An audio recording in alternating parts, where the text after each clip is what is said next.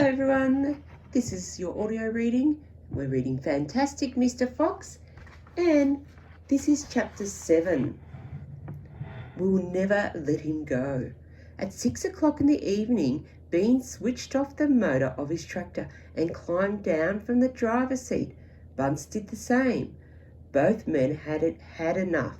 They were tired and stiff from driving the tractors all day.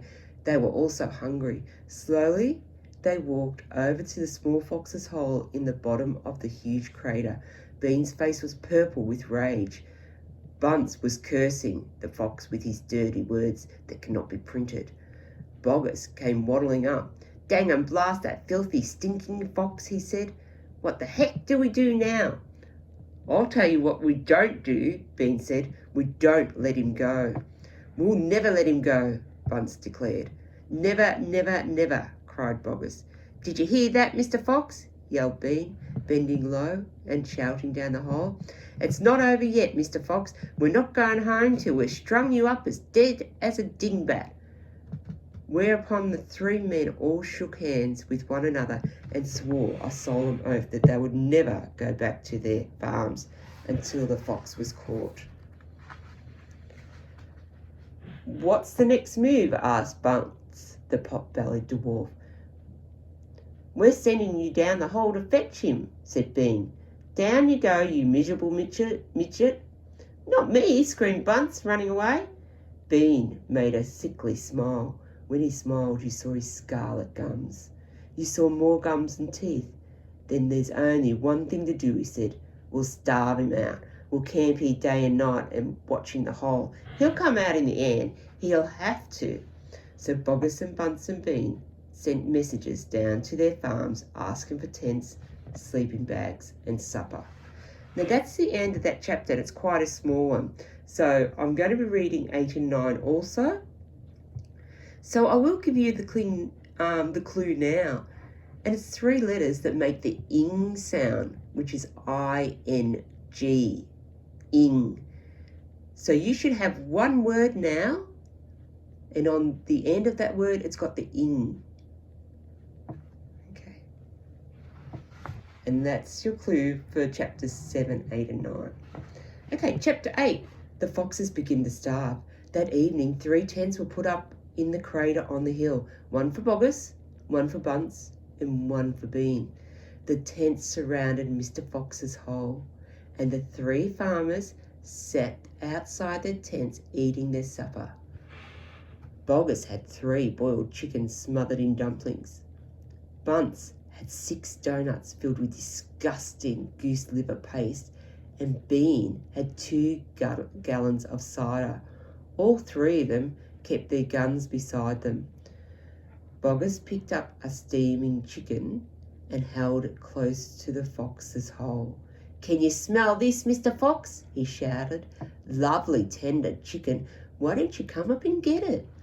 The rich scent of the chicken wafted down the tunnel to where the foxes were crouching. "Oh, Dad," said one of the foxes, "couldn't we just sneak up and snatch it out of his hand?" "Don't you dare," said Mrs. Fox. "That's what they want us to do."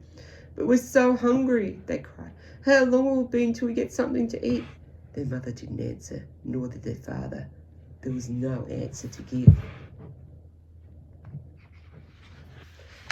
As the darkness fell, Bunce and Bean switched on their powerful headlamps of the 2 tractors and shone them on the hole.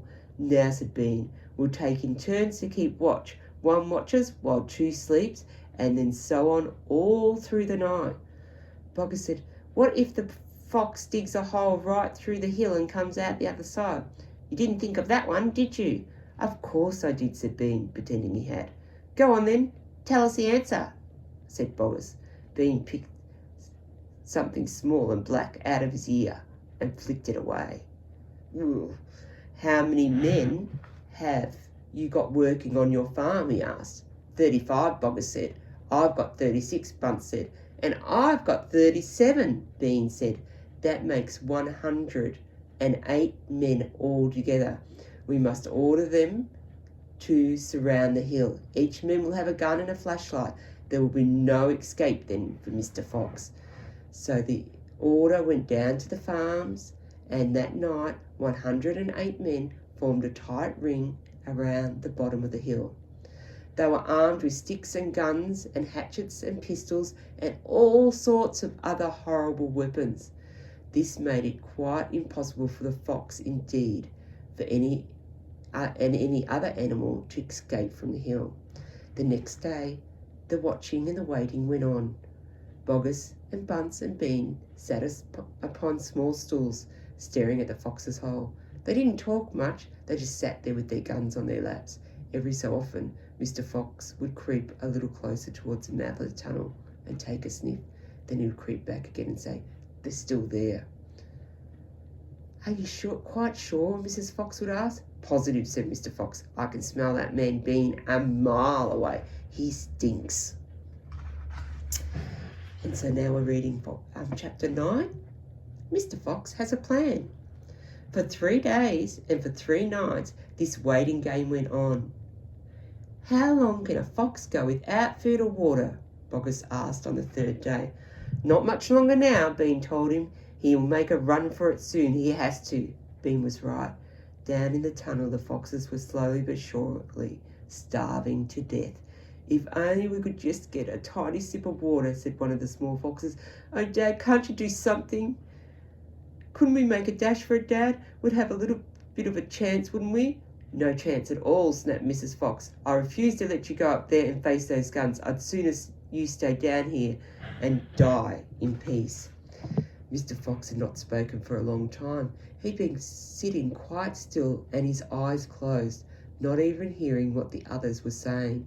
Mrs. Fox knew that he was desperately trying to think of a way out, and now she looked at him. She saw him stir himself and get slowly to his feet. He looked back at his wife. There was a little spark of excitement dancing in his eyes. "What is it, darling?" said Mrs. Fox quickly. "I just had a bit of an idea," Mr. Fox said carefully. "What?" they cried. "Oh, Dad, what is it?" "Come on," said Mrs. Fox. "Tell us quickly." "Well," said Mr. Fox. Then he stopped and sighed and sadly shook his head. He sat down again. "It's no good," he said. "It won't work after all." "Why not, Dad?" "Because it means digging, and we aren't any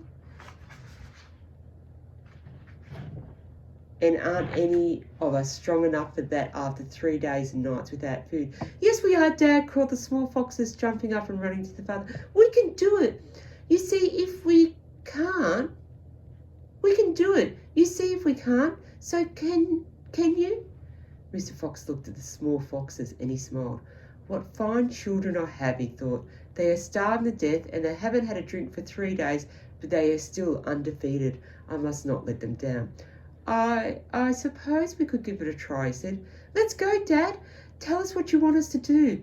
Slowly Mrs. Fox got to her feet. She was suffering more than any of them from the lack of food and water. She was very weak. "I am so sorry," she said, "but I don't think I'm going to be much help."